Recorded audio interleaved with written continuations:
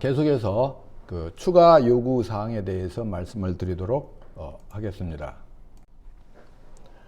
로고 사용은 잘 아시다시피 우리 인증받은 기업에서는 이 FSC 로고를 제품에 좀 꼭 부착을 하고 싶은데 이 제품에는 안 되는 걸로 되어 있습니다. 그래서 조직, 다시 말해서 회사의 인쇄물이라든가 그 웹사이트라든가 이 홍보물 등의 마케팅 활동에만 사용해야 한다.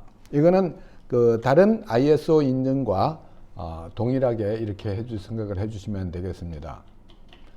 그러나 그리고 두 번째는 로고를 혹시를 사용을 하시게 될 경우에는 이 옆에 나와 있는 이 로고 이 컬러까지도 맞춰 주셔야 되는데 이러한 경우에 만약에 흑백을 쓰실 경우에는 흑백으로는 사용을 하실 수가 있고 뭐 저희가 만약에 인증을 받게 되면은 거기에 해당하는 내용들을 알려드리겠습니다만은 이 색깔에 대한 번호도 다 정리가 되어 있고 정의가 되어 있다 이렇게 말씀을 드리겠고요.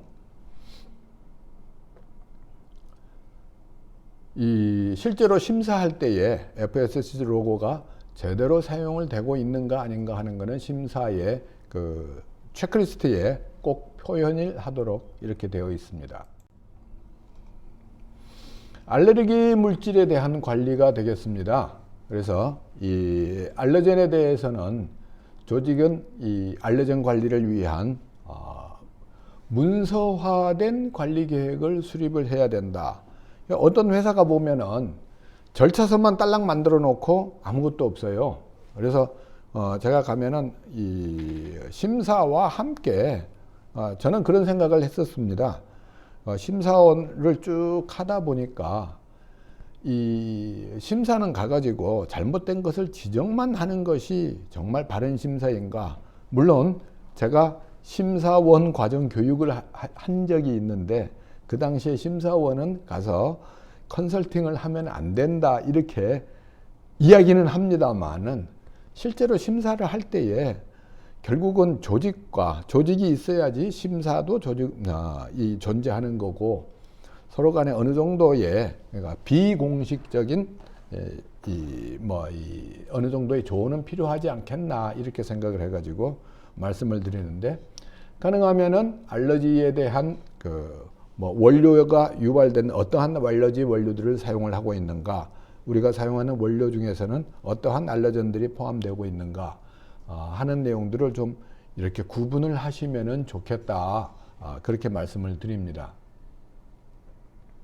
그리고 그 알러젠 교차 오염의 그 잠재 원인을 포함하는 모든 위협을 평가를 해야 된다. 이렇게 말씀을 드리는데 알러젠의 관리에 대해서 원료 쪽 결국은 제가 볼 때 그렇습니다. 제품에는 그러한 모든 원료에서 들어가는 알러젠들이 제품까지 그대로 흘러서 들어갈 수밖에, 다시 말해서 혼입될 수밖에 없기 때문에 제품에서는 아까도 말씀을 드린 라벨에서 이러한 알러젠 물질들이 포함이 되어 있습니다 하고 표기를 할 수밖에 없고요. 공장이 다양한 제품을 생산을 하기 때문에 알러젠이 포함된 제품, 포함되지 않은 제품 이렇게 된다 그러면은 참 우리나라에서는 관리하기가 정말 힘들어집니다. 그리고 우리 식약처에서는 알러젠에 대해서는 표기는 하지만은 관리까지 아직 그렇게 철저하게 요구를 하지 않고 있기 때문에 저로서도 제가 그 심사를 가가지고 그렇게 강력하게 이야기를 안 하고 있는 부분 중에 하나가 사실은 우리나라 식약처에서 지금 21가지 알러젠들을 발표를 해놓고 있는데 알러젠 관리를 하려면은 이를테면은 제가 고등어 알러지가 약간 있다. 그러면은 고등어 알러지만 있는 거지 땅콩이나 우유나 계란이나 이런 쪽에는 알러지는 전혀 없거든요. 그런데 이 계량하는 계량소에서 알러젠 물질 계량용 스쿠프, 그 다음에 비알러젠 이렇게 두 가지만 해놓고 하면은 결국은 그 계량 용기에서 모든 알러젠들이 다 혼입이 될 수밖에 없다, 이렇게 말씀을 드릴 수가 있습니다. 그래서 지금 일부 제가 다니는 그러한 그 심사 규격 중에서 일부는 서서히 알러젠별로 별도의 계량 용기를 사용을 해야 한다는 그런 내용들을 조금씩 지금 나타나고 있습니다. 따라서 만약에 회사에서 밀가루를 사용을 하고, 그러면 밀가루용 따로, 그 다음에 우유 분말을 사용한다면 우유 분말을 계량하는 계량 용기 따로, 결국은 이렇게 구분해서 관리를 하거나 또는 필요한 위험성 평가, 리스크 어세스먼트를 시행을 해서 어디까지 우리가 구분 관리를 해야 될 것인가, 이렇게 할 수가 있습니다. 그리고 그 교차 오염의 방지의 하나의 방법으로서는 다양한 방법이 있을 수가 있겠지만은 창고를 아주 구분해서 사용하는 것도 하나의 방법이 되겠고요. 창고 내에 가면 우리가 렉을 사용을 해서 제품들을 적재를 하게 됩니다. 당연히 아예 그 구역 구분을 해서 이 한 구역은 알러젠 전용 구역, 이쪽은 비알러젠 전용 구역, 이렇게 해가지고 하면은 좋겠는데, 우리나라는 그 불행하게도 이 공간이 협소한 회사들이 굉장히 많습니다.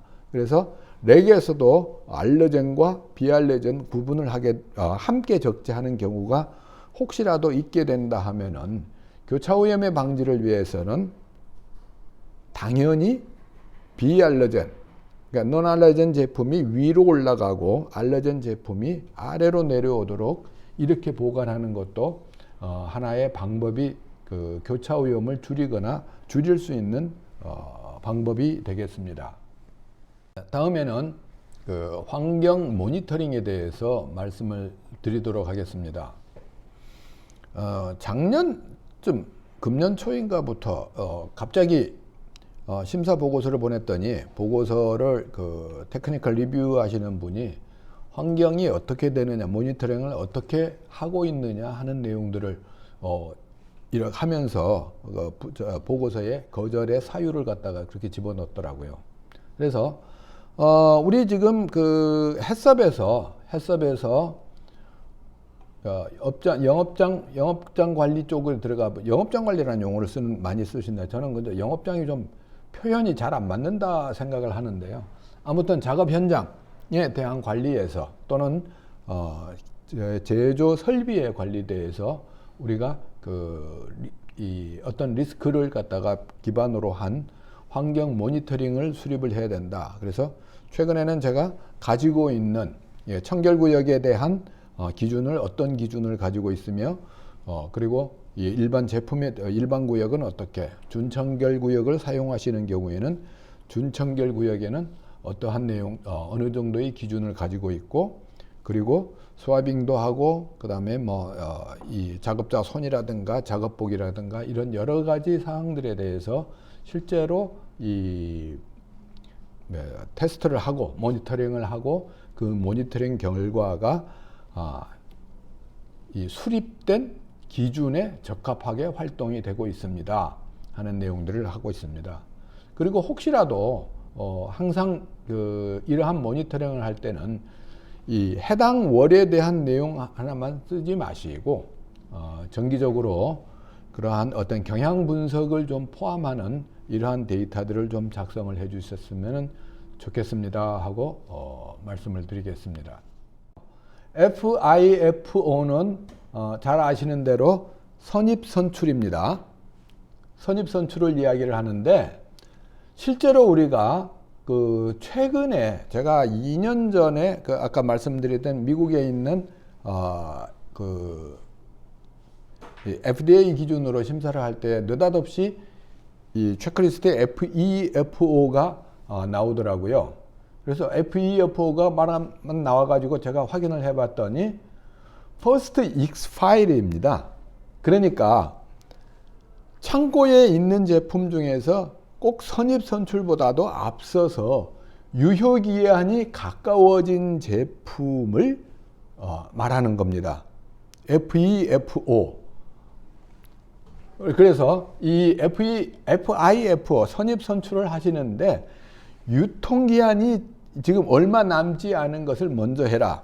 이를테면은 오늘 날짜에 원료를 구매를 했는데 들어온 제품 중에서 두 가지 로트가 있습니다.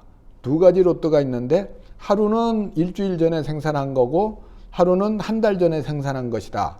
그러면은 선입 선출이 기반이긴 하지만은 그 중에서도 한 달 전에 생산한 것, 이것을 먼저 사용을 하도록 하는 그러한 원칙을 가지고 해야 된다. 이해가 되시겠지요? FEFO요. 그래서 FIF는 선입선출. 그러나 거기보다도 더 중요한 것이 유효기간이 덜 남은 것을 먼저 사용을 해야 한다 하면서 이러한 절차와 그 재고 회전 시스템을 수립하고 관리하도록 해야 된다. 요즘은 ERP를 많이 쓰시기 때문에 조금만 정리를 하시게 되면은 이것은 금방 관리가 될 것이라고 생각이 됩니다. 또한 이 보관 쪽에서는 우리가 이제 도축을 하게 되거나 또는 어류에 냉동 어류라든가 이런 걸 가공을 하게 되는 경우가 있는데, 이러한 제품들은 도축 후에 그 온도 관리와 시간 관리까지 함께 해야 된다 하는 내용입니다. 다시 말해서 도축 후에 고기들을 정렬을 하고 정비를 하고 이것을 몇 시간 안에 몇 분 안에 냉장고에 집어 넣어야 한다 하는 그 기준을 넣어야 한다, 이렇게 말씀을 드릴 수가 있습니다. 공식적으로 제가 본 건 아닌데 이런 내용을 본 적은 있습니다.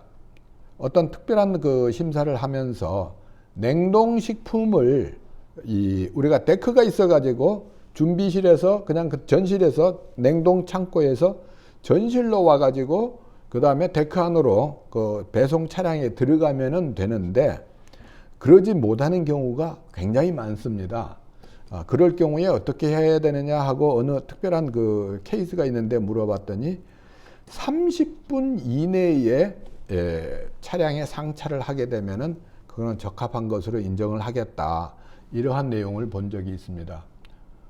제품에 대해서는 아직까지 실제로 이 시간을 정해놓고 관리하는 데는 제가 못 본 것 같아요. 그러나 그 도축된 고기를 가공하는 가공장의 온도는 대부분 다 정의를 하고 있습니다. 그래서 가공이 끝나게 될 경우에는 뭐 즉시라는 개념보다는 정확하게 10분 이내 또는 20분 이내, 도축 후 아마 가공을 시작한 지 30분 이내에는 냉동 창고로 넣어야 된다 하는 그런 내용들을 설정을 해야 된다 하는 것이 보관 및 입출고에 해당하는 내용들이 되겠습니다.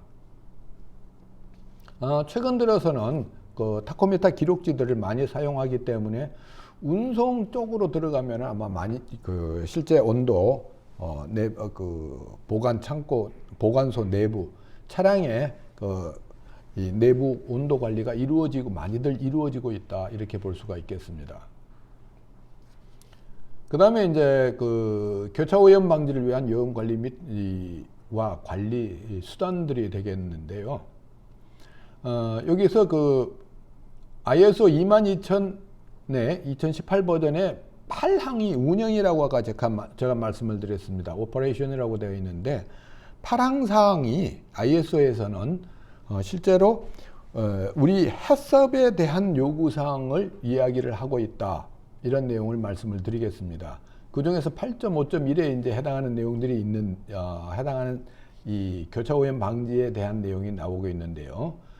거기에 포함해서 이 포장이 식품에 어떠한 영향을 미치게 있는가, 이러한 특별하게 이러한 포장을 하게 될 경우에 식품의 저장 기한이 그러니까 보관 기한이 연장이 될 수 있다 하게 될 경우에는 거기에 관련된 요구사항을 분명히 명시를 해야 된다. 제가 생각할 때는 레토르트 식품이라든가 또는 캔 제품이라든가 이렇게 이러한 제품들은 그렇게 포장을 함으로써 보관 기간이 연장이 되기 때문에 이러한 내용들을 명확하게 해야 되는데, 사실상 해썹을 우리는 대부분 가지고 계시고 그 제품 설명서 쪽에서 포장에 대한 내용들이 나기 때문에 이 부분을 추가로 심사하는 경우는 그렇게 많지는 않은 것 같습니다. 추가로 심사한다는 내용은 심사를 하지 않는다는 이야기가 아니고 그 해썹에서 이런 부분을 함께 정리를 하고 있다, 이렇게 말씀을 드리겠고요. 마찬가지로 이 동물이 인간의 소비에 적합하도록 하기 위해 계류시 및 내장 적출 시 검사 프로세스에 대한 요구사항을 명시를 해야 된다. 우리가 그 계류를 한다는 이야기는 제가 아주 예전에 한번 들은 적이 있는데, 그 돼지를 도축하는 그러한 공정에서, 그러니까 도축장이죠. 돼지가 들어올 경우에 바로 도축을 하지를 않는다 그러더라고요. 뭐 물론 그 영향이 있는지 없는지 저는 제가 그쪽에서 보지는 않은 것이기 때문에 정말로 그랬는지 아닌지는 모르겠는데, 아무튼 좋은 그 고급육, 다시 말해서 좋은 이 돈육을 갖다가 만들기 위해서 그 도착한 돼지를 따뜻한 물로 샤워도 시키고 뭐 필요에 따라서는 음악도 들려드리면서 하루 정도 이렇게 그 운송 중에 있었던 스트레스를 완전히 회복하도록 한 다음에 도축을 한다 그러더라고요. 어쨌든 그 계류하는 계류의 조건이라든가, 그 다음에 이제 그 다음부터 순간적으로 아주 그 대부분 다 그 이 컨베이어 시스템으로 해가지고 그냥 넘어가는 걸로 알고 있습니다. 그러니까 내장 적출 시에 어떠한 검사를 해야 될 것인가 하는 그러한 요구 사항을 명확하게 하십시오 하는 내용들이 이 교차 오염 방지에도 포함이 되고 있습니다. 아까 그 FAF 제가 말씀을 드렸었고요.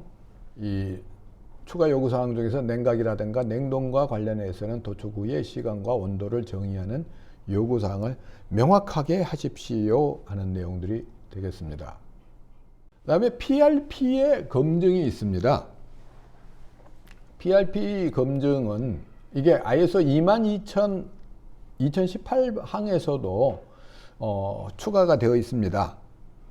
거기에 대해서 조직은 그 내외부 생산 환경 가공 장비가 안전을 보장할 수 있는 적합한 상태로 유지되고 있는지 확인하기 위해서 정기적인 현장 점검을 해야 된다. 뭐 예를 들어서 월간으로 할 수도 있다. 이렇게 되어 있습니다. 우리 그 해썹에서 보면은 설비 점검이 거의 대부분 그 기간을 정해놓고 주간, 월간, 매일, 일간 이러한 체크리스트로 점검을 하고 있는 것으로 알고 있습니다. 그래서 그 현장 점검이라든가 PRP에 대한 점검의 빈도는 다시 말해서 발생할 수 있는 리스크, 위험성에 근거해 가지고 거기 기준에 따라서 해야 되고, 관련 기술 규격이라는 것은 아까 말씀드린 이 ISO TS 22002-에 해당하는 식품 분류에 따른 번호가 이 PRP 요구 사항이 되겠습니다. 이러한 것들에 대한 내용들을 근거로 해서 검증이 실시되어야 합니다 하는 이렇게 말씀을 드리도록 하겠습니다. 다음은 이번에 완벽하게 새로 추가된 내용이 되겠습니다. 그래서 제품 개발에 대한 내용이 이번에 추가가 되었습니다. CDEFIK니까 이 생산하는 쪽에서는 뭐 거의 다 됐다. 그러니까 A가 빠졌거든요. A는 양식장이나 축산업이라든가 이런 것들이니까 개발이 있을 수가 없는 거고요. G는 운송이기 때문에 아마 빠진 것 같습니다. 그래서 모든 상황에서 안전하고 합법적인, 그러니까 법적으로 문제가 없는 그러한 제품이 생산될 수 있도록 신제품이나 또는 생산 공정의 변경도 포함이 됩니다. 이렇게 해서 이러한 것들과 관련하여서 제품 설계 및 개발 절차를 수립해야 된다. 이렇게 돼가지고 제가 본 업체들 중에서는 변경 관리 절차를 유지를 하고 계시는 그러한 업체도 본 적이 있고요. 제품 개발에 대한 절차서를 가지고 있는 그러한 업체도 본 적이 있습니다. 그래서 여기에는 그 개발에서는 ISO를 뭐 하신 분이 거의 없을 테니까 ISO 9000에서 보게 되면은 개발의 개발 입력이라는 게 나오게 되는데, 준비를 하는 검토 과정에서 식품 안전 시스템에 미치는 어떠한 영향을 미칠 것인가, 그런 위해성이라든가 이런 걸 모두 관리를 해라 하는 내용들이 되겠습니다. 그래서 식품 안전의 위험, 여기는 알러젠이 포함되어 있습니다.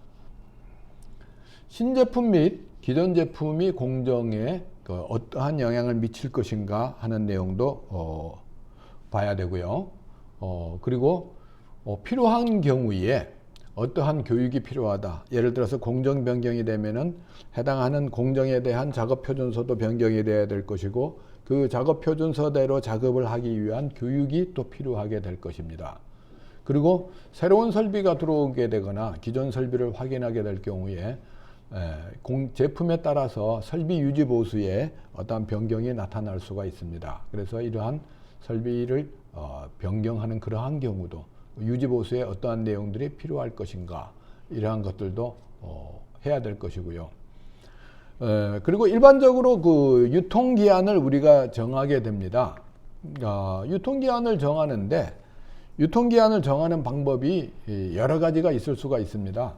하나는 기존 제품과 또는 유사한 기존 제품 또는 유사한 제품과 동일한 유통기한을 설정하는 그러한 내용들이 되겠고요. 아니면은 어떤 그 공개적으로 검증되어 발표된 자료, 예를 들어서 어떤 학회나 또는 논문집에서 나와 있는 그러한 내용들을 인용하는 경우도 있겠고요. 실제로 어느 정도까지 가는지 유통기한을 실험하는 방법도 있습니다. 이 유통기한 실험은 대부분 다 가속 실험을 통해서 나타난 결과를 근거로 해가지고 하게 될 것입니다. 그래서 이러한 내용들도 해야 될 것이고, 필요한 경우에는 고객의 요구사항을 충족하여야 한다는 내용이 이 제품 개발에 대한 추가 요구사항입니다. 이렇게 말씀을 드립니다. 아까도 말씀드렸습니다만은 사료 공장에서는 건강 상태에 대해서 직원들의 건강, 제가 알고 있기로는 아마 우리 식품 공장은 이 보건증을 다 가지고 계시기 때문에 제가 별도로 그 보건증은 굉장히 중요하다고 다 알고 계셔서 심사 가서 굳이 확인을 하지 않고 어떻게 관리하는지만 보게 됩니다. 물론 샘플링 하지도 않고요. 그런데 사료 공장은 안 하는 것 같은데, 이 사료 생산 작업에 영향을 미치는지 아닌지 확인하는 절차를 가지고, 그리고 사료에 직접 접촉하는 사람은 고용되기 전에 의료검진을 받아야 합니다. 하는 그런 내용들이 여기 포함이 되어 있다. 추가 건강검진은 조직이 정한 간격으로 필요에 따라서 수행되어야 합니다. 회사에서 사료공장에서 생각할 때에 우리 입사할 때 한 번만 건강검진 받으면은 우리 제품에 영향을 전혀 미칠 수가 없어 하면은, 용어대로 하면은 안 하셔도 된다 이렇게 생각할 수가 있는데, 글쎄요, 저는 하는 것을 권고해 드리고 싶습니다. 다음은 추가 요구사항이 되겠습니다. 멀티 사이트, 그러니까 다중 뭐라고 해야 되나, 다중 사이트, 회사에서 A라는 회사가 있는데 A 공장에 있고 B 공장에 있고 C 공장에 있다, 이렇게 되는데요. 이 멀티 사이트에 보니까 A번 축산이니까 아까 양식장이나 양어장 같은 경우에 하나만 있는 게 아니죠. 이런 것들, 농장, 동물 농장, 이런 것도 한 군데만 있을 수가 없으니까 이거는 다중 사이트가 되고, 이는 아까 제가 케이터링이라고 말씀을 드렸습니다. G는 운송, F가 도소매요. F가 도소매였으니까 당연히 이거는 다중 사이트일 수밖에 없습니다. 그래서 첫 번째 이 경우에는 센트럴 펑션이 있습니다. 그래서 그 중앙 기능이라고 여기에서는 제가 표현을 했는데, 센트럴 선에서 충분히 관리할 수 있다는 걸 입증을 해야 되고요. 내부 심사자와 내부 심사를 검토하는 기술, 이러한 모든 핵심 인력에 대한 역할, 책임 요구사항을 명확하게 적용을 해야 된다 하는 내용들이 포함이 되어 있고요. 그리고 이 관리 시스템이라든가 이게 센트럴 펑션에 대한 기능과 이 모든 사이트는 위험 평가를 기반으로 해서 가급적이면 매년 또는 더 자주 감사를 받아야 됩니다. 심사를 받아야 됩니다. 하는 내용이 있습니다. 제가 심사하는 업체 중에서 아직 내부 심사를 정말 규정에 맞게 하는 업체를 만나기가 좀 힘들었어요. 제대로 하는 데는.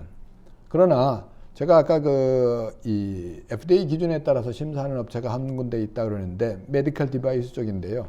그 업체는 1년에 2번씩 내부 심사를 정말 기준대로 우리말로 FM대로 하는 업체들도 보고 있습니다. 그리고 그렇게 하다 보니까 제가 이제는 심사를 가면은 정말 부적합 찾기가 정말 힘들어요.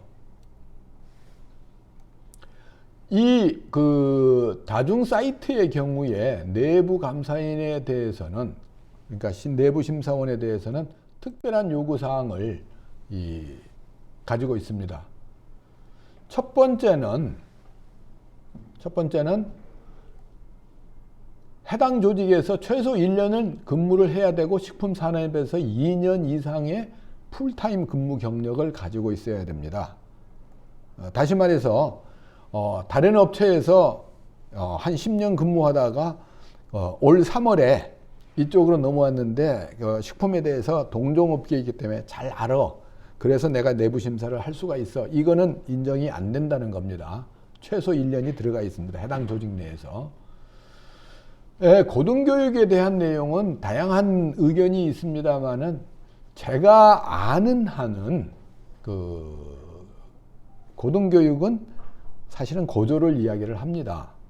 그러나 우리나라에서는 대조를 보통을 이야기를 하고요. 그리고 공식적인 과정, 다시 말해 대졸이 없는 경우에는 최소 5년의 근무 경험이 필요하다. 해당 분야입니다. 제조나 운송, 보관, 소매 검사. 나는 우유 공장에서 10년을 근무했는데 10년 동안 경비를 했었어. 그래서 우유 코드를 주세요. 이거는 안 된다는 이야기입니다. 다음에 그 중에서도 리드 오디터, 심사팀장의 경우에는 더 까다롭습니다. 저희가 FSMS나 QMS나 또는 FSSC 이에는 선임심사원 과정 해가지고 40시간의 과정이 있습니다. 나중에 시험까지 봐야 되는데 이 다중 사이트의 경우에 심사팀장은 FSMS나 QMS 또는 FSC 22,000의 선임심사원 과정을 성공적으로 마쳐야 됩니다 하는 규정이 추가가 되어 있습니다. 그리고 다른 심사원들은 16시간의 내부 심사원 과정을 마쳐야 되는데 가능하면은 이 16시간의 내부 심사원 과정도 외부 교육을 통해서 받아야 됩니다 하는 그런 내용들이 되겠습니다. 그리고 이것은 여기에서 나오는 내용들은 대부분 다 심사의 스킬에 대한 내용들이 되기 때문에, 그리고 아까 말씀드린 해당 기술 규격에 대해서 PRP에 대해서 추가적으로 8시간 이상의 교육을 받아야 됩니다 하는 내용이 이번에 포함된 사항들 중에 하나가 되겠습니다. 보고서에 대한 요구사항도 굉장히 까다롭게 이렇게 이야기를 하고 있고요. 그 보고서를 검토하는 자에 대한 내용도 다시 말해서 이 내부 감사자와 기술 검토자에 대해서 해당하는 연간 그러한 이 퍼포먼스에 대해서 모니터링을 받아야 되고 캘리브레이션을 받아야 됩니다. 요거는 심사 받는 업체에서도 조금 알고 계시면 상당히 도움이 되는 내용입니다. 심사일수는 지금 FSC는 두 가지를 첫 번째 TD는 기본적으로 1.5를 가지고 넘어 들어갑니다. 그리고 TH는 해썹의 스타디를 이야기를 합니다. 굉장히 생소한 영어라고 생각이 될 텐데요. 혹시라도 신청서를 받으셨을 때에 귀사에 해썹 스타디의 수가 몇 개입니까? 이렇게 질문이 들어갈 겁니다. 그러면 우리는 생각할 때에 우리 회사에는 제품이 3종류가 있고 각 3종류별로 해썹 스타디가 6개입니다 하고 이렇게 올리게 되면은 심사 맨데이가 2.5 맨데이가 올라갑니다. 해썹 스타디는 뭐냐? 해썹의 CCP를 이야기를 하는 것이 아니고요. 해당하는 제품에 관리하는 그러한 제품 유형별로 생각을 하시면 조금 좋겠고, 같은 우리 그 식약처의 그 유형별을 쓰더라도 유형 내에서 동일하게 이야기할 수 있는 하나의 해썹 스타디로 들어갈 수 있는 것들도 있습니다. 예를 들어서 이야기를 하게 되면은요, 실제로 제가 그 교육을 받을 때 나온 내용인데, 우유 공장에 가서 보게 되면은 뭐 칼슘 우유도 있고 저지방 우유도 있고 딸기 우유, 바나나 우유 이렇게 되면은 각 제품의 이 해썹은 각 제품별로 하게 된다면 5개, 6개, 10개가 넘어갈 겁니다. 그러나 실제로 보게 되면은 우유의 첨가물만 바뀌는 거죠. 또는 우유에서 칼슘 제거하는 공정이 하나 더 들어가 있거나, 그렇기 때문에 해썹 스타디로는 그 우유 전체를 하나의 해썹 스타디로 간주하도록 되어 있습니다. 이 부분을 명확하게 이해를 하고 계셔야지 될 것입니다. 최근에 제가 지금 어떤 업체에 대해서 이렇게 해썹 스타디를 잘못 넣어가지고 심사 맨데이가 엄청나게 높이 나와서 어떻게 된 겁니까? 하고 제가 확인을 했더니 인원도 몇 명 되지 않는데 해썹 스타디를 7이라고 넣어서 보냈어요. 그래서 이거 잘못된 것이다. 해썹 심사 맨데이 조정해야 됩니다. 다시 보내보세요 하고 이렇게 요청을 한 적이 있습니다. 그러나 그 우유 공장에서 치즈를 만든다. 그럼 당연히 치즈는 별개의 해썹 스타디로 들어가야 됩니다. 우유와 치즈 이렇게 해가지고 2개의 해썹 스타디다. 이렇게 이야기를 할 수가 있습니다. 그리고 MS는 혹시나 그 회사에 다른 경영 시스템이 가지고 있습니까? 하는 내용입니다. 그래서 아무 시스템이 없이, 다시 말해서 ISO 9000, 우리나라에서는 최초에는 해썹을 MS로 인정을 안 해줬습니다.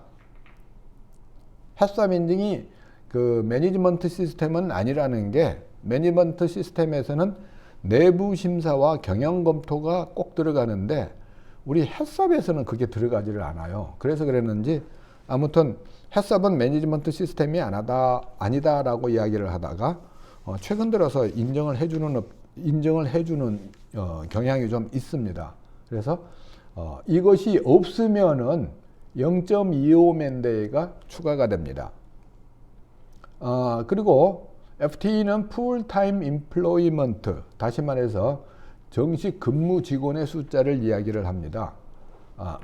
이러한 경우에 총 인원수인데 이 인원은 인증 기준원마다 약간의 차이가 있는 것 같은데요. 제가 알고 있기로는 50명까지는, 그러니까 49명까지는 동일합니다. 괜히 쓸데없이 ISO 생각을 하고는 인원을 줄일 필요는 없습니다. 이렇게 말씀을 드릴 수가 있겠습니다.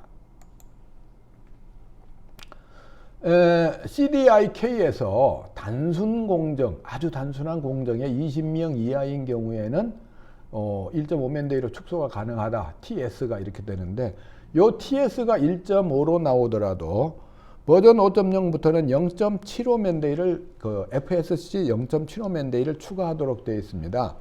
0.75 맨데이의 개념은 심사 플랜을 준비하는데 0.25맨데이, 보고서 작성하는데 0.5맨데이.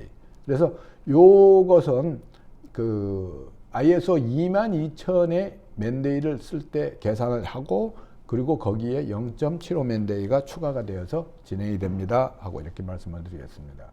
이 멀티 사이트에서 고유한 법인이라는 이야기는 우리나라도 공장별로 사업자 등록증이 별도로 되어 있기 때문에 그러한 의미로 이해를 해 주시면 되겠습니다.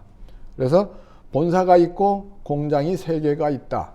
이런 경우에는 그 어떠한 연결을 가지고 있는지, 또한 단일 관리 시스템이 적용이 돼야 된다. 다시 말해서 우리가 관리 시스템이라고 하면은 문서를 보통 이야기를 하게 됩니다.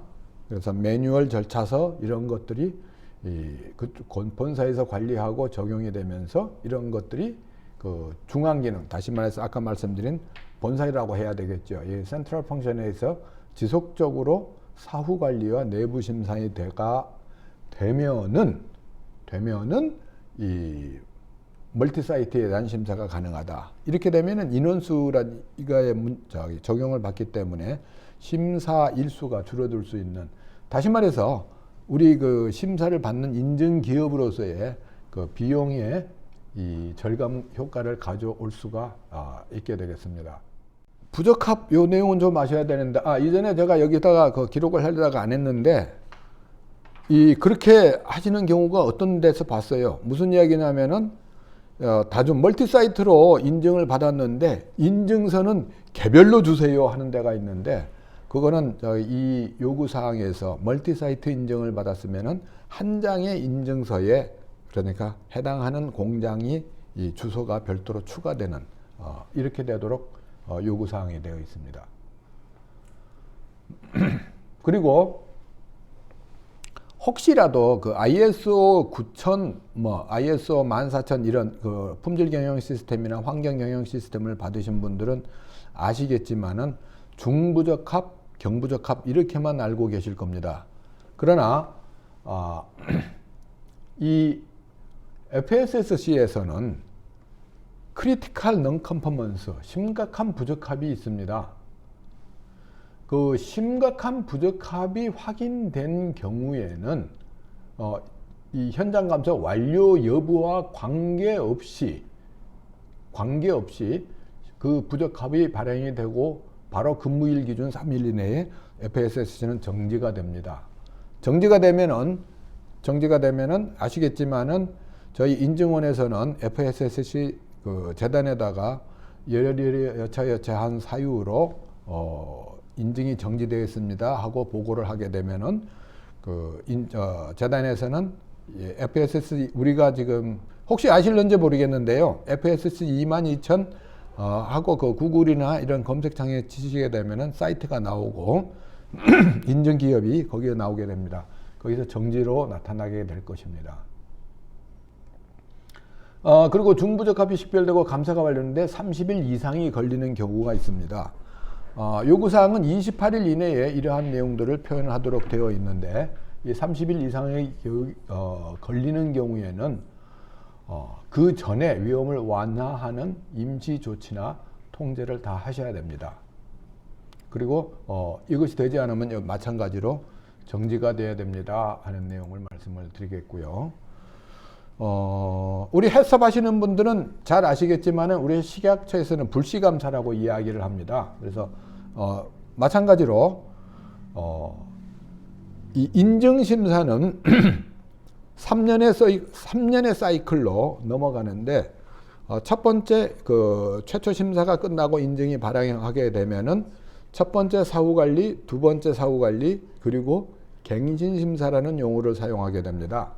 그래서 첫 번째 사후관리나 두 번째 사후관리는 비통보 심사를 하도록 되어 있습니다. 이거는 그 불시감사처럼 사전에 심사 계획서를 보내지를 않고 현장에 도착하기 직전에 한 10분 전 정도에 여차저차하게 하기 위하여 이 ISO 사후관리 심사를 하러 왔습니다. 만약에 사후관리 심사에서 비통보 심사를 못하게 되면은 갱신 심사에서라도 비통보로 진행을 해야 됩니다. 만약에 뭐 이렇게 전혀 할 수 없다, 연간 심사를 못 하게 되는 경우에는 재단에 면제를 하게 되고요. 그리고 마찬가지로 비통보 심사를 왔는데 이 비통보 심사 우리 지금 담당자가 없어서 받을 수가 없어요 하게 되면은 그 즉시로 인증서가 정지되게 됩니다. 그리고 비통보 심사에 담당자가 없어서 다른 부분을 할 수가 없다 그러면은 심사원은 현장에 먼저, 비통보 심사의 경우는 현장을 먼저 방문하도록 되어 있습니다. 그래서 현장에 들어가서 현장을 먼저 본 후에 만약에 담당자가 그 다음날 올 수가 있다 하면은 그 다음날 뭐 계속해서 하면 될 것이고 일정을 잡아가지고 심사를 하면 되겠습니다. 뭐 이것은 중요한 사항은 압니다만은 항상 영어로 작성을 하는 것이 원칙이다 하는 내용을 한번 말씀을 드리고요. 결국은 아까 맨 처음에 말씀드렸던 어떤 식품의 관리만 하게 돼 가지고는 식품의 안전 발생률을 줄일 수가 없다. 그러니까 시스템까지 향상이 되고 이것이 완전히 정착이 되어야만이 그러한 시간을 갖음으로써 사고 발생률이 줄어든다. 이런 것을 한번 그래프로 표현을 해봤고요. 식품 안전 문화를 잘 정착시킨 조직의 공통점. 우리 지은 씨가 왔네요. 한번 읽어주세요. 이제 식품 안전 문화를 잘 정착시킨 조직의 공통점으로는 그 명확한 비전과 미션을 가지고 있는 건데요. 모든 직원에게 식품 안전에 대한 기대 및 가치를 충분히 설명하고 설득 및 이해시켜서 그 비전과 미션에 맞는 행동을 하는 것을 요구합니다. 그리고 주기적인 교육과 훈련을 통해서 지식 전달, 인지, 행동, 기술 습득을 하셔야 되고요. 원활한 의사소통과 꾸준한 의사소통을 통해서 조직에 속한 모든 사람들이 식품 안전에 대해서 이야기하며 상징성 있는 표시 및 문구 생활화를 하셔야 됩니다. 네, 여기서 상징성 있는 표시라고 하면은 이를테면 우리 해썹 공장에 가면은 해썹에 대한 내용, CCP 이런 것들을 표현을 많이 하고 계시고요. 그 다음에 목표 설정이 있는데 목표는 구체적인 목표를 설정을 하셔야 됩니다. 그리고 실제로 제가 체크할 때에 목표를 어떻게 해야 되느냐 하면은 스마트한 목표를 이야기를 합니다. 스마트의 S는 스페시픽, M은 메저먼트 이런 식으로 나가는데 그거는 검색창에서 스마트한 목표 치시게 되면 아주 잘 나오고 있으니까 제가 그냥 넘어가도록 하겠습니다. 중요한 경우는 우리가 부정적인 결과가 나타날 수가 있는데 이 부정적인 결과를 가지고 긍정적으로 변환을 시킬 수 있는 이게 중요하다. 예전에 제가 들었던 이야기 중에서 미국에서는 사례 발표에서요. 실패 사례 발표가 성공 사례 발표보다 더 많은 사람들이 모인다고 하더라고요. 왜냐하면은 성공 사례 발표 가서 들어보시면은 똑같습니다. 열심히 했고 잘했고 그렇게 해서 성공했습니다. 그러나 실패 사례는 내가 이렇게 열심히 하고 다 했는데도 불구하고 이런 점에서 부족한 점이 있어서 실패를 했습니다. 이런 내용을 말씀을 드리기 때문에 실패 사례가 훨씬 더 많은 사람들이 참여하고 거기에서 우리가 참고해야 할 사항이 많다. 이런 내용들을 말씀을 드릴 수가 있습니다. 오늘 교육을 전부 마치도록 하겠습니다. 고맙습니다. 감사합니다.